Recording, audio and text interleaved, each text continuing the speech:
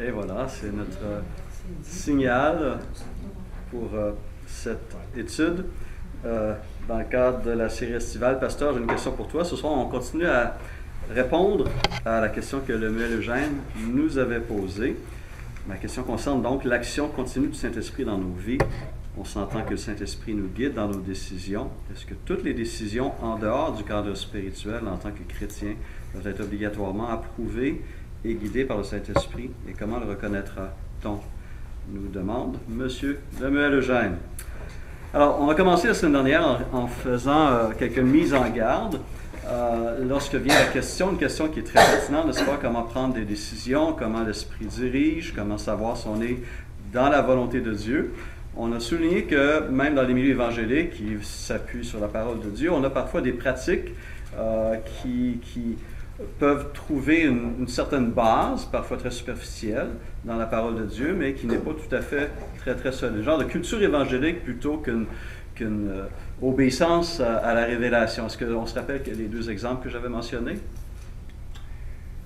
La bibliomancie. La bibliomancie, n'est-ce pas? On ouvre la Bible à un endroit, Seigneur, parle-moi, donc, et on s'attend à ce que Dieu se révèle à nous, en pensant que parce que j'utilise la Bible et que je prie, ça va automatiquement être garanti d'avoir un signal, une réponse, mais on réalise que ce n'est pas une pratique qu'on voit dans la Bible, ce n'est pas nécessairement la façon la plus sage de prendre des décisions importantes ou de chercher la volonté de Dieu. Et on a vu aussi une autre expression qui est utilisée dans nos milieux, mais qui a peut-être été détournée dans son sens. La théologie des courants d'air. Oui, porte ouverte, porte fermée, oui, c'est ça. Hein? Le Seigneur a ouvert une porte ou j'ai une porte ouverte et c'est devenu une expression clé pour dire que, bien, porte ouverte indique une indication claire que Dieu veut que j'aille là. Alors que dans la Bible, on voit que c'est plus nuancé. On peut avoir une porte ouverte qui, dans la Bible, parle d'opportunité spirituelle, mais on peut décider de ne pas passer par cette porte ouverte. On a cité l'exemple de l'apôtre Paul en 2 Corinthiens 2,12. Et donc, ensuite, poser la question, comment Dieu dirige-t-il ses enfants? Et on a souligné 4 moyens. Quels étaient ces 4 moyens? Tu avais parlé de mariage, alors tu avais morale. Donc, premièrement, la direction morale. C'est quoi ça, la direction morale? C'est écrit dans la Bible que quand tu te maries, c'est avec un chrétien, d'abord avec un autre sexe, pas un homme, femme, et chrétien. Aujourd'hui, on va la spécifier, hein? C'est ça. Donc, par direction morale, on parle de la volonté révélée de Dieu dans les Écritures. Donc, c'est notre guide clair. C'est la lumière qu'il nous donne, n'est-ce pas? On le voyait déjà avec Israël, n'est-ce pas? Les bénédictions de Dieu étaient reliées à l'obéissance à la loi révélée sur le mont Sinaï, n'est-ce pas? Et le jugement par rapport à la désobéissance à cette loi révélée, donc à la volonté morale de Dieu. Donc, direction morale parle de cette parole, la Bible, qui est notre guide. Et en fait, on se rappelle peut-être que nous avons une déclaration de foi ici à Renaissance qui a comme tout premier article ce rappel important que je cherche, que j'ai mis dans mes notes à quelque part. Certains, on va demander au pasteur associé qui va nous citer ça par cœur. Le premier article de notre confession de foi, que la parole de Dieu est notre guide en matière de foi et de pratique. Sur Internet. Oui, c'est ça. Donc, ça résume. On va le retrouver, mais voilà, ça dit ça, que premièrement, la parole de Dieu est notre guide en matière de vie, de pratique et de foi. Ensuite, quelles sont les autres formes de direction? La sagesse. Qu'est-ce que ça implique? Cette forme de direction. Pardon? Par la prière. Alors, on peut demander la sagesse dans la prière, oui. Mais ça implique quoi de dire, bien, je veux prendre des décisions sages? Mais c'est aussi demander à quelqu'un qui te connaît très bien le conseil. OK, donc là, tu vas chercher la sagesse de quelqu'un d'autre, qui est bien. Comme Oui. c'était avec mon père. Si mon père avait dit que tu n'étais pas l'homme pour moi, je ne t'aurais pas marié. Mm-hmm. Comment un homme peut-il décider une telle chose? Oups, c'est vrai, 1 Corinthiens 7 en parle aussi. Hein? Et dans l'Ancien Testament, c'était la pratique. Il fallait l'autorisation parentale, n'est-ce pas, la bénédiction parentale, et on la recherchait dans ces culture ancienne comme dans certaines cultures encore aujourd'hui. Et donc, encore une fois, je reviens sur la notion de sagesse. Dirigé par la sagesse, on demande à Dieu la sagesse pour prendre des décisions sages. Cela implique quoi par rapport au processus décisionnel? Ça implique que j'ai une responsabilité, que j'ai une liberté de faire des choix. Et donc, je dois chercher à prendre des décisions qui vont être les meilleures à la lumière des informations que j'ai, à la lumière du contexte de vie dans lequel je suis, et qui seront bénissantes, en quelque sorte. Donc, cela implique que, à l'intérieur de cette volonté morale, s'il y a des points où il y a une variété d'options, bien, j'ai un choix, j'ai une liberté. Et je prenais l'exemple justement du mariage, où si j'ai respecté le cadre biblique, la volonté morale, à l'intérieur de ce cadre-là, j'ai le choix de marier différentes femmes chrétiennes, mariables et non liées par le sang à moi. Donc, j'ai cette liberté-là, et donc je vais faire preuve de sagesse en essayant d'identifier la personne qui contribuera à un mariage épanoui. Et je donnais quelques exemples de manquer de sagesse, possiblement. Si je suis un jeune homme de 21 ans qui désire une grande famille, je n'irai pas marier une femme de 65 ans qui n'est plus en âge d'avoir des enfants. Un exemple, n'est-ce pas?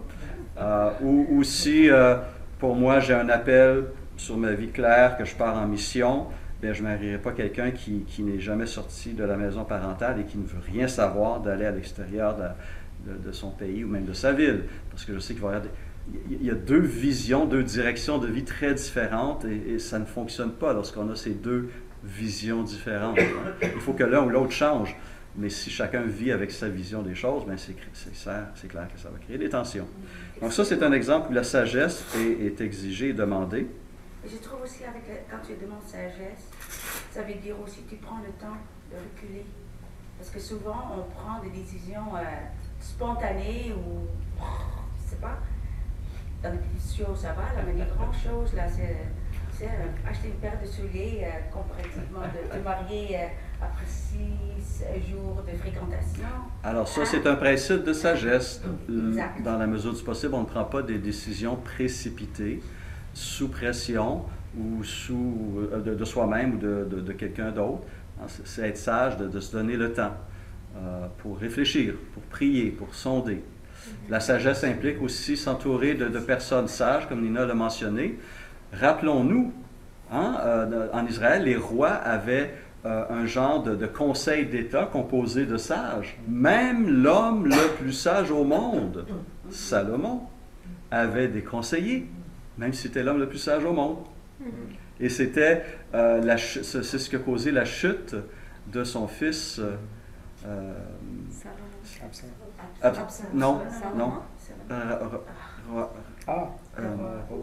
Roboam, voilà. Son fils Roboam qui a succédé à Salomon. Il a rejeté le conseil des sages de son père pour écouter le conseil des jeunes de sa génération. Et nous, on va s'imposer maintenant. C'est nous maintenant qui dirigeons. Et c'est pas vous qui allez me dire quoi faire. Et qu'est-ce que ça a été? Ça a été utilisé finalement pour diviser le royaume en deux. N'est-ce pas? On n'a pas écouté les sages. Donc, ça prend aussi de l'humilité. Ça prend aussi de l'humilité. Oui. La sagesse, ça? Oui.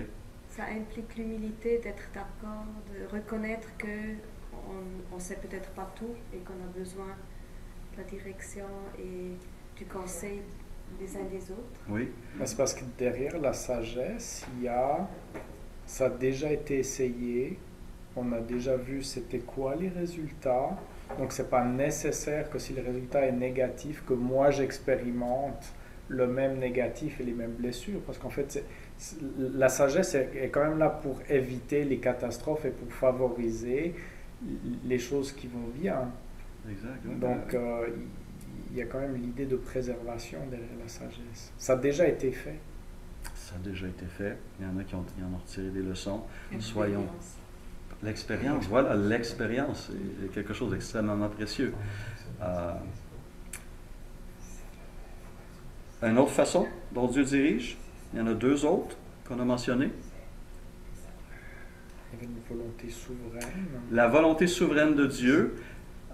Dieu dirige le cœur des rois, n'est-ce pas? En Proverbe 21:1, le cœur du roi est un simple courant d'eau dans la main de l'Éternel. Il l'oriente comme il le désire. Un exemple, lorsqu'Esdras a quitté Suse pour se rendre à Jérusalem, ils ont prié, ils ont demandé la protection de Dieu. Ils ont d'abord été voir le roi et ils ont par la suite, en Esdras 6:22, célébrèrent avec joie pendant 7 jours la fête des pains sans levain, car l'Éternel les avait réjouis en disposant le roi d'Assyrie à les soutenir dans l'œuvre de la maison de Dieu, du Dieu d'Israël. Donc, même le chrétien est appelé à faire des plans, mais il s'en remet ultimement à la souveraineté de Dieu. Je peux, à la lumière des informations que j'ai, je peux avoir développé un plan d'affaires, d'avoir une vision claire que, bon, c'est une bonne chose de faire ça, d'avoir des projets à court terme, des projets à long terme, mais ultimement, Dieu est souverain et Dieu peut décider autrement. On a un exemple de cela, n'est-ce pas, à travers ces hommes d'affaires chrétiens mentionnés dans l'Épître de Jacques, chapitre 4, qu'on va regarder rapidement. En fait, je vais vous lire la version parole vivante. Vous pouvez suivre, si vous voulez, Jacques 4, versets 13 à 16. Un conseil donc que Jacques donne à ces hommes d'affaires chrétiens. « Et maintenant, écoutez-moi, vous qui dites, aujourd'hui ou demain, nous irons dans telle ou telle ville, nous y passerons une année, nous y ferons des affaires et nous gagnerons beaucoup d'argent. Savez-vous ce que l'avenir vous réserve? S'il y a même un demain pour vous, qu'est-ce que votre vie? Une légère brume visible quelques instants qui se dissipe bien vite. Dites plutôt, si le Seigneur le veut bien et si nous sommes encore en vie, nous ferons ceci ou cela. Alors que vous êtes fiers de vos grands projets et vous vous en vantez, sachez qu'un tel orgueil est coupable. » Alors, Jacques ne condamne pas le fait que, en tant qu'homme d'affaires, en tant que femme d'affaires, on peut faire des plans, court terme, moyen terme, on peut décider de faire un profit. Ce n'est pas ces choses-là qui sont condamnées par Jacques. Qu'est-ce qui est condamné par Jacques ici? De ne pas écouter la volonté de Dieu et de ne pas la chercher. De ne juste compter sur leurs propres ressources. C'est davantage se compter sur ses propres ressources. Je suis le maître de mon destin. C'est moi qui décide. Et d'exclure Dieu, hein? Même les hommes d'affaires peuvent certainement prier et remettre leurs projets d'affaires. Dieu s'intéresse aussi à notre vie professionnelle. Hein? Et on doit vivre notre vie professionnelle selon des principes moraux qui sont révélés dans la parole. Mais je suis appelé à prendre des décisions et je suis responsable de ces décisions-là. Parfois, je vais faire des bonnes décisions d'affaires, parfois, j'aurai des décisions moins éclairées. Ceux qui investissent à la bourse ou investissent dans des compagnies ou des fonds mutuels, vous allez voir que, bon, parfois, on est très fiers de telle compagnie a fait 30% en X temps. On ne parle pas de l'autre compagnie qui a perdu beaucoup d'argent. Comprenez? On fait des choix, mais on n'est pas tout à fait au contrôle de tout. Alors, ce que Jacques rappelle, c'est qu'on doit toujours reconnaître la souveraineté de Dieu, autant sur notre vie professionnelle, notre vie financière, que notre vie ecclésiale, intérieure, spirituelle, etc. Dieu est le maître de tout. Cette seigneurie doit être rappelée. Et c'est tellement contraire aujourd'hui. Parce que le monde qui se fait mis en évidence, on trouve des self-made women, self-made men, ceux qui ont tellement réussi. Entrepreneurs, oui, exactement. Et c'est vraiment le contre-pensée d'aujourd'hui. Oui. Et je vais aller plus loin, même dans le domaine spirituel. Oui. On agit, il est correct d'agir ainsi. Je prends l'exemple du plus grand des apôtres, l'apôtre Paul. Examinez ses voyages missionnaires. Mis à part l'appel de Dieu sur sa vie, mettez-moi à part Barnabas et Saul pour la mission à laquelle je leur confie. C'est quoi cette mission? C'est d'aller vers les païens. Mais Dieu ensuite n'a pas envoyé un guide de 25 pages qui dit, bon, bien, vous allez partir demain à telle heure, vous allez vous rendre là, vous allez passer 3 jours, et ensuite, une fois que vous aurez telle chose, vous allez vous rendre à tel endroit par tel moyen, vous allez rester 6 mois. Il y a eu des moments où Dieu s'est révélé, oui, mais Paul et son équipe ont pris des décisions basées sur la sagesse. Et si on regarde, par exemple, le parcours qu'ils ont suivi, ils ont suivi une des routes principales romaines, et ils ont arrêté dans les grands centres urbains, d'où ils pouvaient planter l'Église, qui allait ensuite rayonner dans la région avant d'aller à un autre endroit. Dieu est intervenu pour les diriger à certains moments. L'Esprit est intervenu. Satan est intervenu. Il y a eu plusieurs influences. Mais on voit que Dieu se sert aussi de la sagesse de ses serviteurs, de ses servantes, pour diriger, pour prendre des décisions.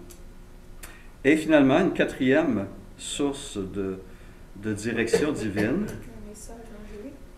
des signes particuliers, une direction particulière comme des signes, des songes, une voix, un prophète, un ange, une théophanie, une manifestation de Dieu. On voit que dans l'Ancien Testament en particulier, avant que la révélation aussi soit complète, on se rappelle la révélation progressive des Écritures, mais Dieu à certains moments est intervenu très précisément, de certaines manières surnaturelles ou miraculeuses, pour éclairer, pour diriger.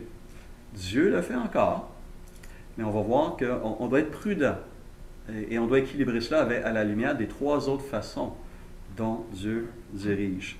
Et donc, on avait pris l'exemple du mariage pour éclairer ces propos-là, ou dans justement une décision de se marier ou pas et de qui marier, 3 de ces 4 moyens de direction se retrouvent, n'est-ce pas?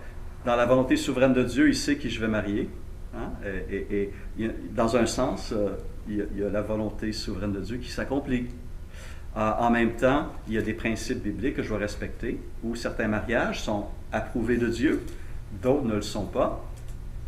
Et on a donné ce cadre-là. Un homme ne peut pas marier un homme et une femme. Un homme chrétien ne peut pas marier une femme non chrétienne. Un homme chrétien ne peut pas marier une femme chrétienne qui n'est pas mariable, soit parce qu'elle est déjà mariée, soit parce qu'il y a un divorce pour une raison non biblique qui l'exclut, ou parce que, quatrièmement, il y a un lien de consanguinité, je ne peux pas marier ma soeur, ma mère, etc. Donc, ce cadre est là. Mais à l'intérieur de cela, cette liberté aussi qui existe et qui implique donc une sagesse, où cette liberté se retrouve, par exemple, à la toute fin de ce passage clé qu'on a vu la semaine dernière, en Corinthiens 7. Quelqu'un veut nous lire le verset 39 et 40. 1 Corinthiens 7, versets 39 et 40.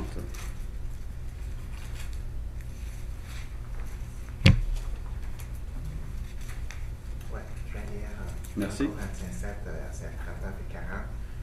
Une femme est liée aussi longtemps que son mari est vivant, mais si le mari meurt, elle est libre de se marier avec qui elle veut, seulement que ce soit dans le Seigneur. Elle est plus heureuse néanmoins si elle demeure comme elle est, suivant mon avis. Moi aussi, je crois avoir l'Esprit de Dieu. Alors, il y a plusieurs éléments ici intéressants. Donc, une veuve est quoi? Libre de se remarier avec qui elle veut. Donc, j'ai une liberté de choix, et avec cette liberté, il y a une responsabilité. Donc, ça ne dit pas ici que je dois prier pendant 5 jours, que je dois demander plusieurs signes au Seigneur, qu'il va me donner le nom de la personne d'une manière ou d'une autre. Il peut faire ça, mais ici, on voit qu'on a plutôt ce principe de liberté à l'intérieur du cadre moral de Dieu. Et donc, cette femme a la liberté de faire ce qu'elle veut. Mais on a l'exemple de Paul qui s'ajoute, et moi, plutôt, je lui recommanderais de rester seule, parce que moi aussi, j'ai l'esprit, je pense que c'est sage, mais elle est quand même libre de se remarier avec qui elle veut, sauf dans le Seigneur. Donc, ce cadre clair qui revient, le cadre, un de ces côtés d'être à l'intérieur du cercle moral de Dieu. Ça serait dangereux de retourner voir un païen.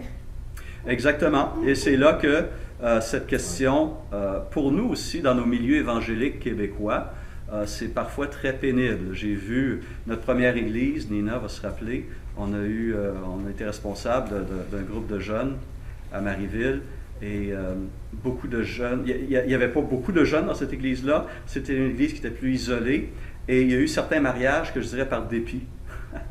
Tu te rappelles? Il n'y avait pas beaucoup de choix, mais ils voulaient absolument se marier. Pardon? Il y avait 2 grandes familles. Oui. Avec des gens mariables.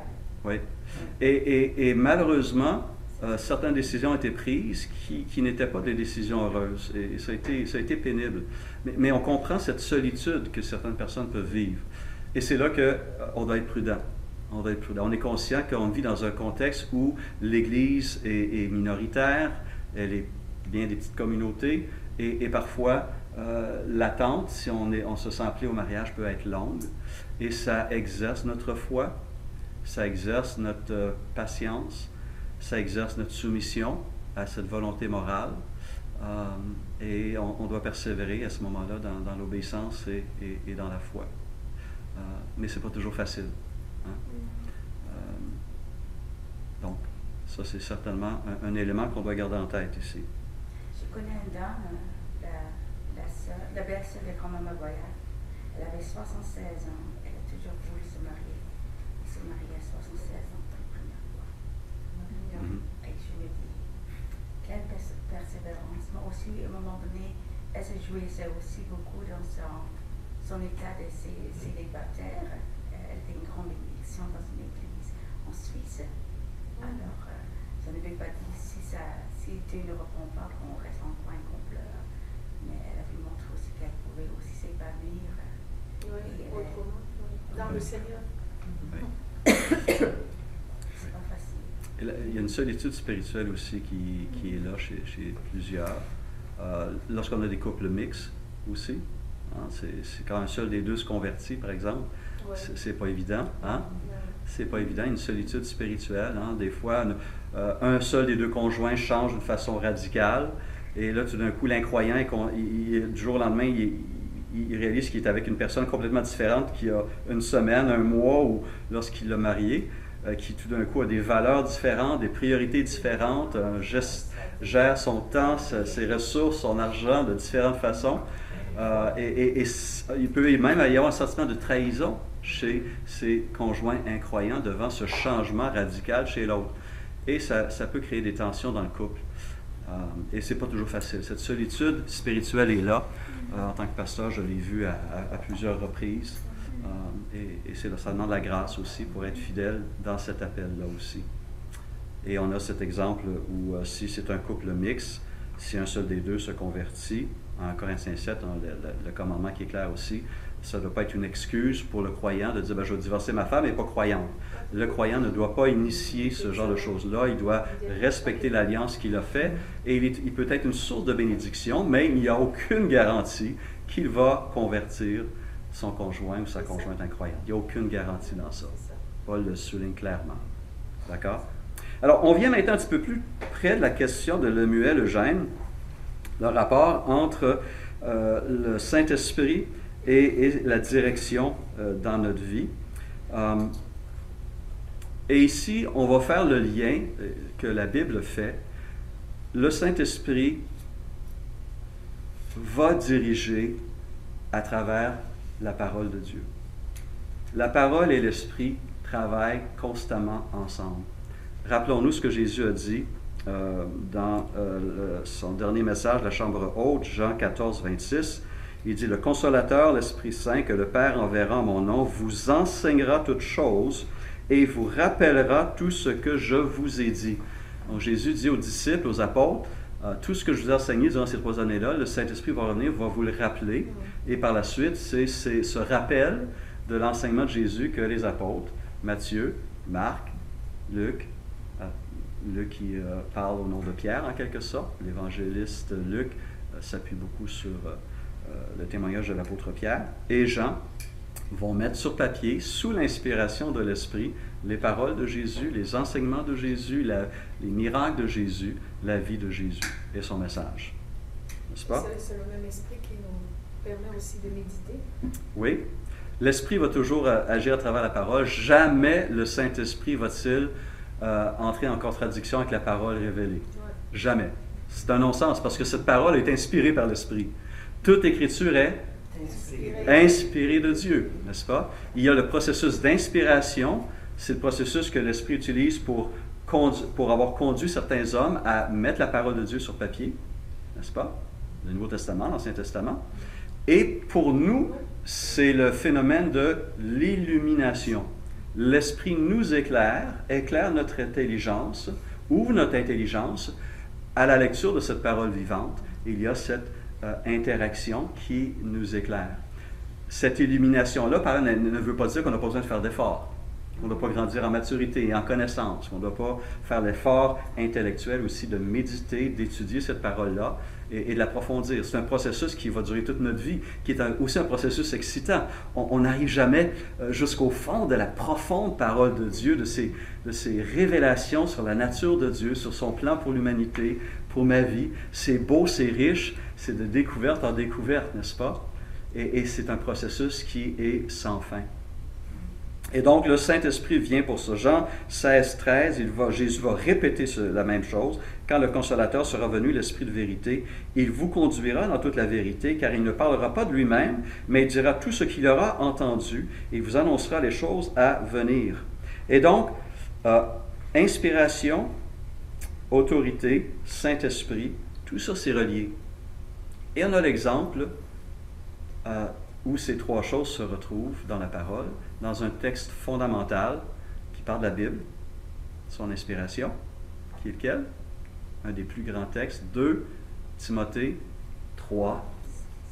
Quelqu'un va nous lire les versets 14 à 17. Il mérite notre attention. 2 Corinthiens 3, 2 Timothée, voilà, excusez-moi, 2 Timothée 3. On va lire à partir du verset 14. Qui va nous lire ça? 14 à la fin du chapitre. Oui? J'ai une question après la lecture. D'accord. Verset 14. 2 Timothée 3, 14. Jusqu'à la fin, verset 17. Quant à toi, tiens ferme dans ce que tu as appris et reconnu comme certain, sachant de qui tu l'as appris. Depuis ton enfance, tu connais les saintes écritures qui peuvent te rendre sage en vue du salut par la foi en Jésus-Christ. Toute écriture est inspirée de Dieu et utile pour enseigner, pour convaincre, pour corriger, pour instruire dans la justice, afin que l'homme de Dieu soit formé et équipé pour toute bonne œuvre. Alors ici, on a un texte qui est fondamental pour notre compréhension de la parole de Dieu, de sa source et de son utilité. Et donc, ce texte nous dit quoi? Elle parle de l'inspiration, inspirée de Dieu. Elle est soufflée de Dieu, en quelque sorte. Elle est utile pour convaincre, corriger, instruire dans la justice, afin que l'homme de Dieu soit accompli et propre à toute bonne œuvre, ou comme le dit la version Sommer, toute l'Écriture est inspirée de Dieu et utile pour enseigner, réfuter, redresser et apprendre à mener une vie conforme à la volonté de Dieu. J'aime cette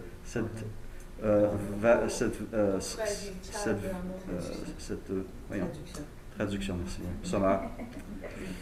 Ainsi, l'homme de Dieu se trouve parfaitement préparé et équipé pour accomplir toute œuvre bonne.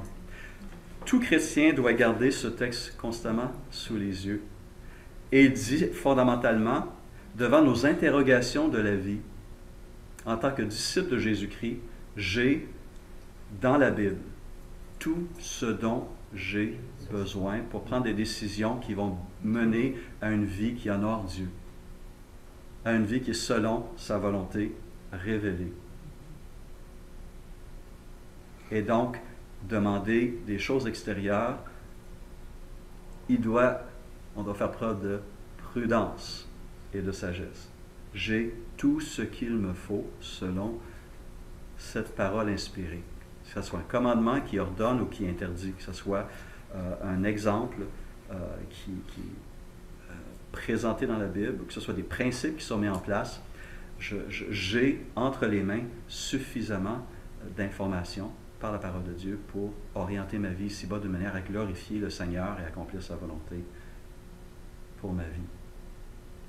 Et c'est le Saint-Esprit qui a inspiré ça. Donc le Saint-Esprit va utiliser ce processus de croissance dans la connaissance de Christ pour me diriger. Pierre va terminer sa deuxième épître, mais croissez dans la connaissance et dans la grâce du Seigneur Jésus-Christ, n'est-ce pas? Et cette croissance dans la connaissance se fait aussi à travers l'expérience de la vérité, l'expérience de la parole. Rappelons-nous le blâme que l'auteur de l'Épître aux Hébreux adresse au lecteur de sa lettre en Hébreux 5. Mérite notre attention brièvement.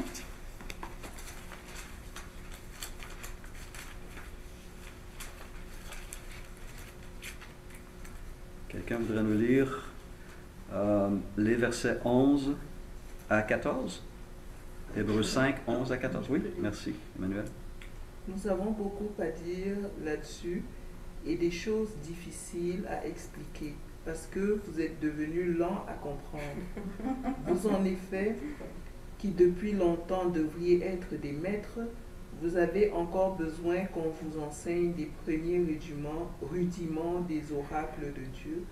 Vous en êtes venus à avoir besoin de lait et non d'une nourriture solide. Or, quiconque en est au lait n'a pas l'expérience de la parole de justice, car il est un enfant. Mais la nourriture solide est pour les hommes faits, pour ceux dont le jugement est exercé par l'usage à discerner ce qui est bien et ce qui est mal. Voilà, donc on voit ici l'élément connaissance de la volonté de Dieu, la parole de Dieu, et expérience. Il y a une croissance dans la connaissance à travers l'expérience aussi de cette parole, de sa mise en pratique, en quelque sorte. Et j'aime lorsque Jésus mentionne en Jean 15 que si sa parole demeure en nous, il va se révéler davantage à nous. Si on la met en pratique, ça libère en quelque sorte une nouvelle action de Dieu dans notre vie, une nouvelle direction, un approfondissement. Et ça passe par l'obéissance. Et si ces personnes ici étaient restées au lait, c'est parce qu'ils n'avaient pas mis en pratique les premières révélations. Ils devaient revenir à l'ABC avant de pouvoir aller à DEF, etc. On est bébé là. Encore un petit peu, ouais. Oui, Lemuel. j'avais une question suivant le texte de chapitre 14 que tu as partagé avec nous. Jean 14, verset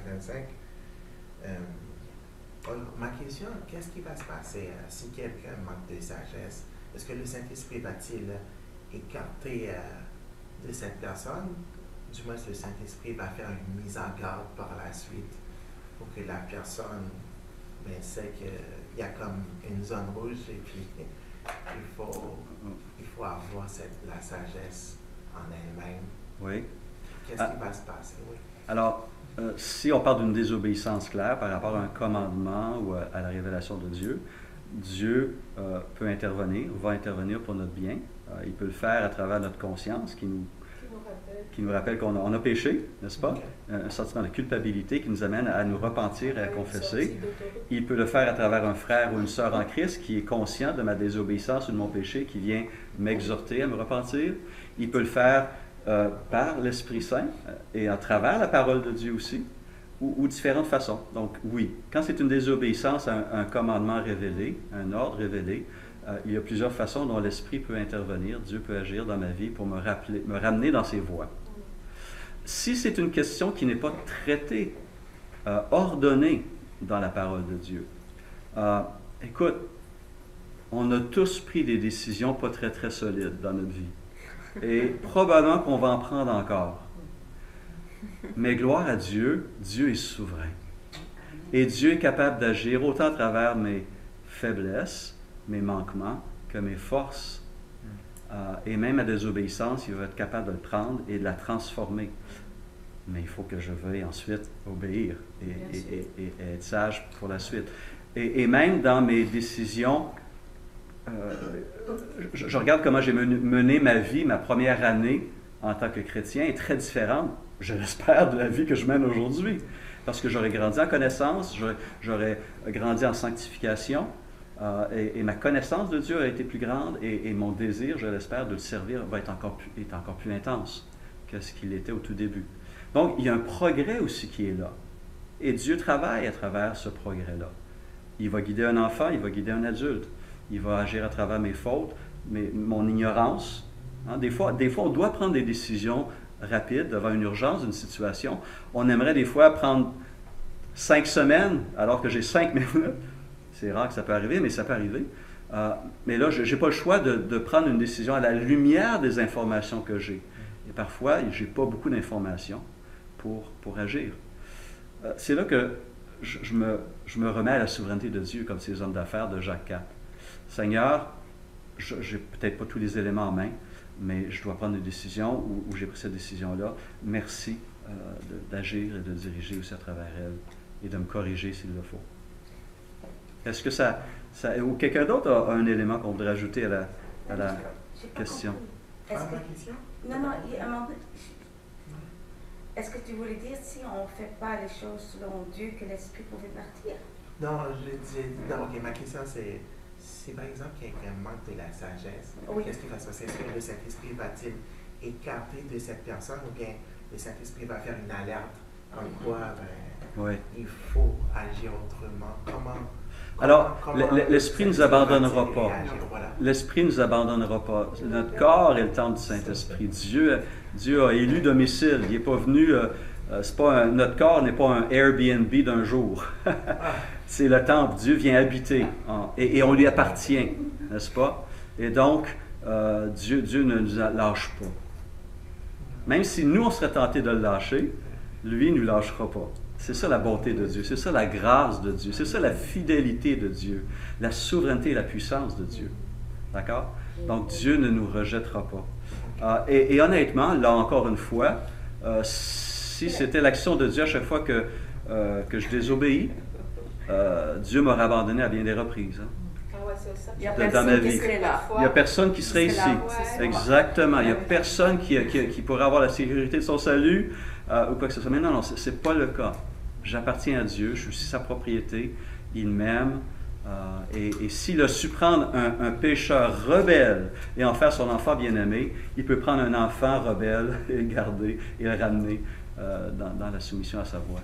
Odile, tu avais quelque chose? C'est un peu dans ce sens que qu'est-ce qui peut donc pousser quelqu'un qui était dans le Saint-Esprit, je veux dire, qui servait Dieu et qui s'en écarte,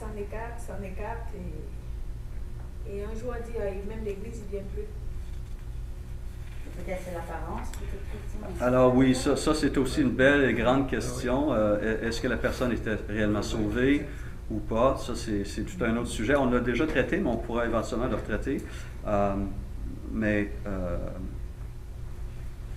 Ma compréhension, il y a des gens qui sont dans l'Église, qui sont dans l'Église peut-être pendant des mois, même des années, mais qui n'ont pas réellement été connus la nouvelle naissance, une transformation spirituelle réelle. Ils ne sont pas devenus nouvelles créatures. Ils ont pratiqué une religion en quelque sorte. Mais éventuellement, on ne peut pas vivre la vie chrétienne à partir de notre propre énergie. La vie chrétienne ne se vit que surnaturellement par la puissance de l'Esprit. Et donc, éventuellement, ces personnes abandonnent ou s'éloignent. Un chrétien, par ailleurs, peut déchoir, peut tomber dans un péché et s'éloigner de Dieu pour un temps. Mais ça ne remet pas en question le fait qu'il est un enfant rebelle, peut-être, mais un enfant de Dieu. Ça, pour moi, la sécurité du croyant est une question claire. Encore une fois, parce que je ne m'appartiens plus.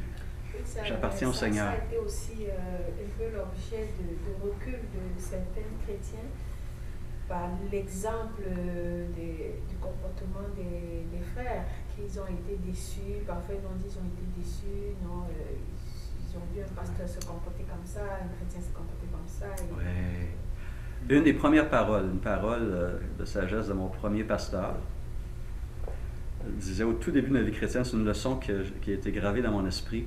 Il dit, Stéphane, au fur et à mesure que tu avances dans la foi, dans la vie d'une communauté chrétienne, tu vas voir des chrétiens qui vont justement ne pas rencontrer les normes de la parole de Dieu et qui vont peut-être te décevoir. Mais je veux te rappeler que ce n'est pas aux chrétiens que tu dois regarder, mais à Christ. Et cette leçon-là est restée gravée dans mon esprit. Je vais décevoir parce que je suis encore un pécheur en cheminement. Vous allez décevoir. On est tous dans le même bateau. On n'est pas encore parfait. Ce n'est pas une raison de... Mais ce n'est pas une raison pour abandonner.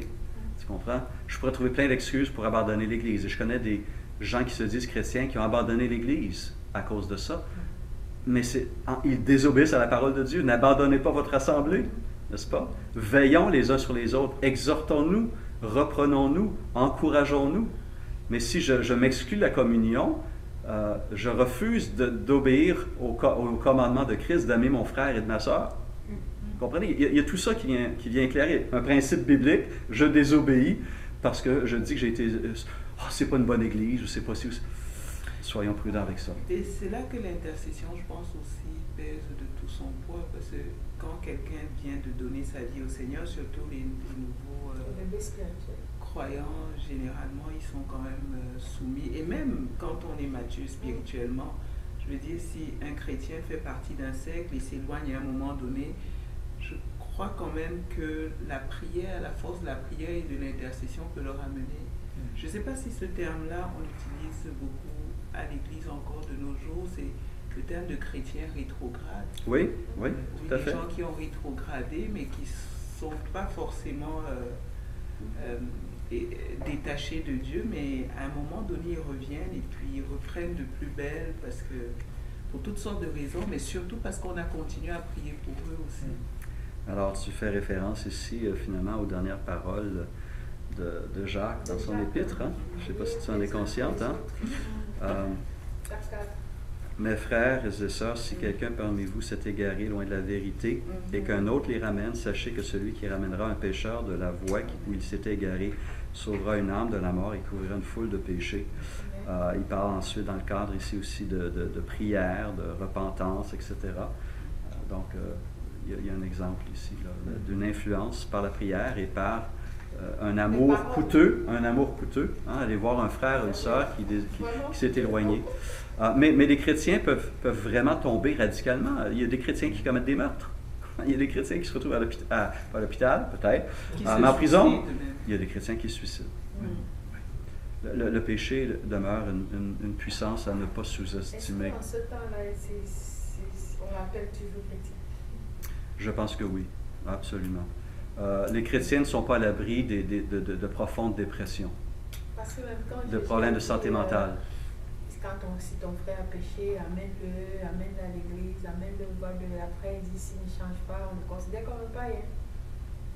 Oui, mais c'est pas radical comme on dit pour l'homme. Mais, alors, ça veut dire quoi par ailleurs, Odile, le voir comme un païen et un publicain?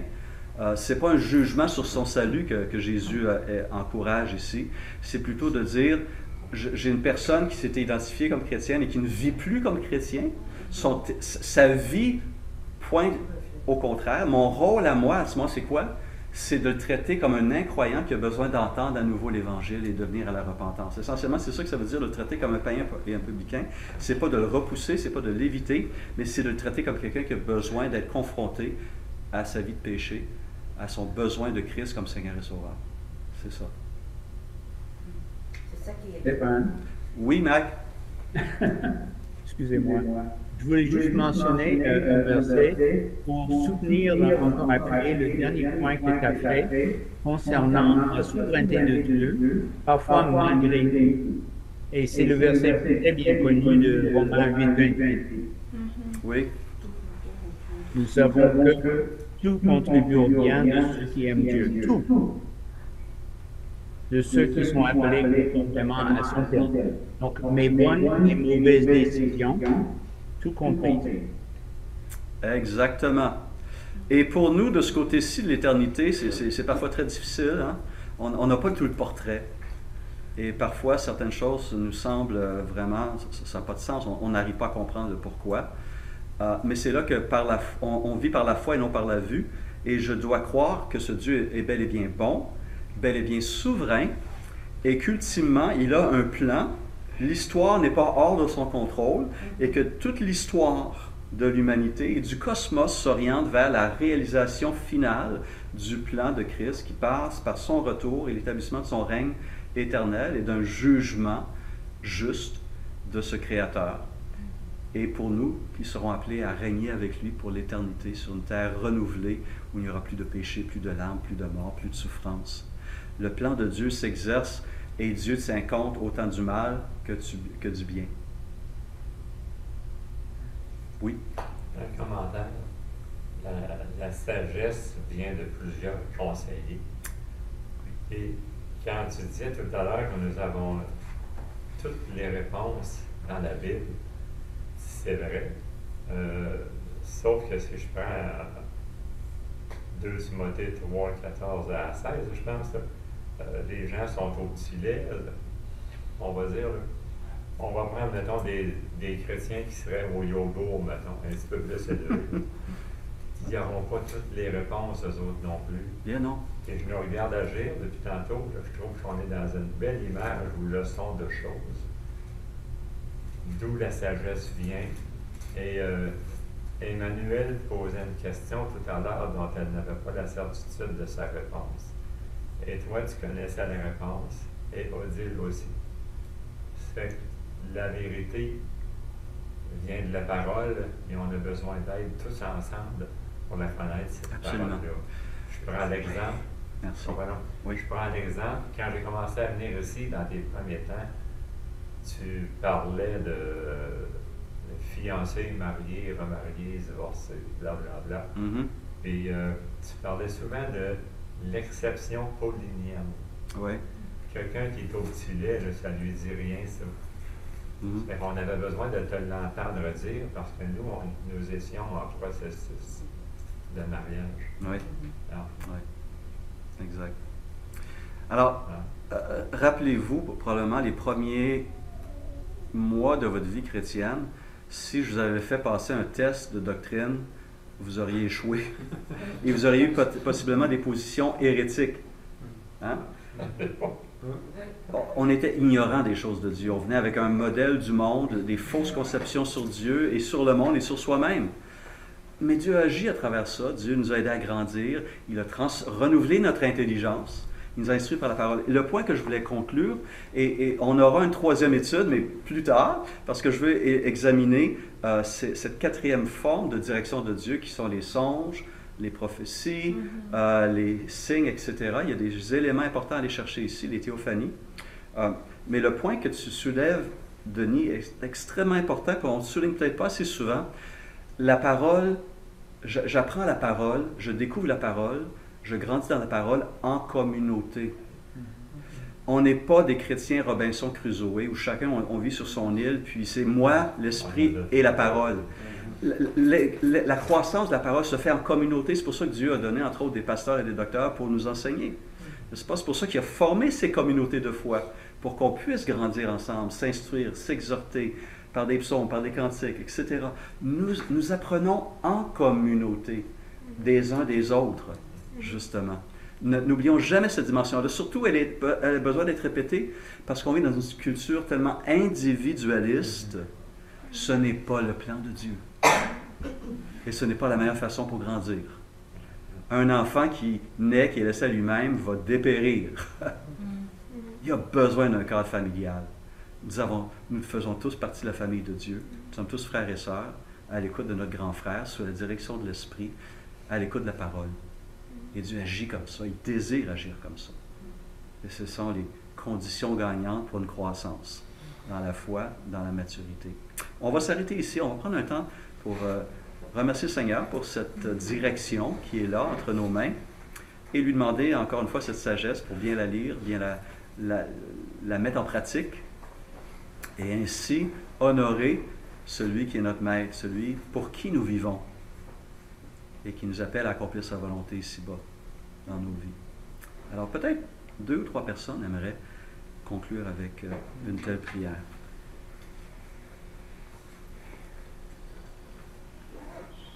Ben, je veux te louer pour ces paroles qu'on a entendues ce soir. Tout ce que tu as pourvu, Seigneur, pour qu'on puisse connaître ta volonté, connaître la vérité. Tout ce que tu as pourvu aussi pour qu'on puisse faire partie d'une communauté pour exercer ce discernement aussi collectif. Nous rappeler les uns aux autres la sagesse que tu as bien voulu déjà révéler ou que tu as permis que ça soit expérimenté dans nos vies. Seigneur, merci parce que si on t'appartient, si on est ton enfant, on peut être assuré qu'on fait partie en même temps de ton plan et que dans ton plan, il y a aussi ces aspects de correction d'angle, comme j'aime me le rappeler, qui nous permettent de revenir pour être tout proche de toi, proche de ta volonté, proche de ta douceur, de ton amour. Et Seigneur, tu aimes quand nous venons nous blottir auprès de toi. Alors Seigneur, merci pour tout ce que tu nous as donné, pour que nous ayons ces moyens de venir auprès de toi et nous laisser enseigner par toi. Amen. Amen. Seigneur, tu es le seul Dieu qui est capable d'utiliser tous nos manquements, nos laideurs de nos vies et faire quelque chose de beau avec ça. Parce que tu nous as pardonné par le sang de Jésus-Christ. Et tu nous vois, Seigneur Jésus-Christ, à travers les yeux de ton Père. Tu nous as appelés fils et filles de Dieu. Et Seigneur, même quand je fais le dégât dans ma vie, la repentance, Seigneur, par l'Esprit Saint, et surtout par ta bonté et ton amour, tu es capable de faire quelque chose de beau de cela. Et je veux te remercier pour cette grande amour, cette patience, cette... Je ne peux pas l'exprimer, Seigneur. Cette grandeur que tu as, cette profondeur de grâce que tu as pour moi, pour nous. Et merci, Seigneur.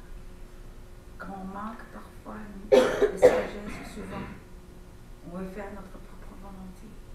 Tu nous corriges et tu nous guides. Parfois très abrupt et parfois aussi très doucement. Mais je veux te remercier. Parce qu'avec toi, on peut toujours recommencer à neuf. Quand on demande pardon et quand on s'humilie devant toi. Amen. Amen. Oui, Seigneur, merci pour la parole que tu nous as donnée qui est entièrement inspirée par toi et utile dans toutes les sphères de notre vie. Et Seigneur, tu sais combien de fois on peut trouver ce cadre moral contraignant où des fois on a juste l'impression qu'il y a plein de choses qu'on doit faire ou qu'on ne doit pas faire, mais Seigneur, que nous puissions vraiment voir ce cadre moral que tu nous as donné comme un cadeau que tu nous fais parce que c'est pour notre bien, c'est dans ta bienveillance que tu nous l'as donné. Tu sais combien de choses détruisent cette terre, détruisent nos vies parce que les êtres humains vivent selon leurs propres désirs et selon leur propre cœur. Alors Seigneur, que nous puissions vraiment concevoir ce cadre moral comme au travers de ta compassion, au travers de ta bonté pour nous, parce que c'est là pour nous faire du bien. Et Seigneur, donne-nous vraiment un cœur à vouloir t'obéir et mettre en pratique ce que nous apprenons sur toi et pour toujours mieux te connaître et pour que le Saint-Esprit puisse se révéler à nous de manière toujours plus. Seigneur, on a besoin de ta grâce. Pour ça, tu vois combien on les prend à écouter notre propre voix ou la voix d'autres au lieu d'écouter ta voix. Alors merci Seigneur pour ta patience envers nous et merci de nous diriger pour entrer dans les œuvres bonnes que tu as préparées pour nous. Amen. Amen. Merci Seigneur parce que notre présent, notre avenir et notre éternité sont entre tes mains. Et pardon parce que parfois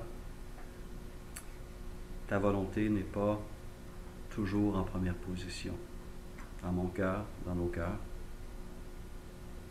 Et je peux comprendre jusqu'à un certain point ce combat du Seigneur dans le jardin de Gethsémani devant une direction pénible, douloureuse, terrifiante même. Il a prié que cette coupe s'éloigne de lui. Mais il a aussi ajouté, non pas ma volonté, mais la tienne. Aide-nous, Seigneur, s'il te plaît. Garde nos cœurs soumis à ta volonté, avec l'assurance que c'est la meilleure. que tu es bon, que tu connais nos besoins, tu connais nos désirs et que tu agis encore aujourd'hui.